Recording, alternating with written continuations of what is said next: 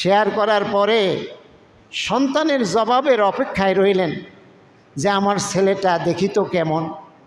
কি জবাব দেয়, তার মেধা কেমন, তার মনন কেমন, তার ঈমান কেমন, আল্লাহর প্রতি তার তাওয়াক্কুল কেমন, বাবার কথার জবাব সে কিভাবে দেয়, বাবার কথাকে সে কিভাবে মূল্যায়ন করে,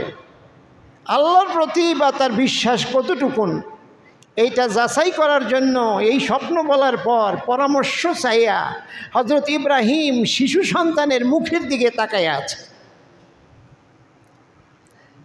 সন্তান কি বলে লক্ষ্য করেন, ইয়া আবাতিফ আল, বাজান, ভাষাটা এরকম, বাবা,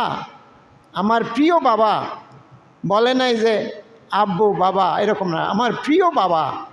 খুব সম্মানের সাথে, আমার সম্মানিত বাবা, বাজান, আপনি রাত্রেবেলা যে স্বপ্নে আমার ব্যাপারে দেখেছেন যে আমাকে জবাই করছেন, এই স্বপ্নর, আপনি নবী, আপনার স্বপ্ন স্বপ্ন না, সাধারণ মানুষের স্বপ্ন হলো শুধু স্বপ্ন, আপনি নবী, আল্লাহর নবীর স্বপ্নগুলো হয় আল্লাহর আদেশ। অতএব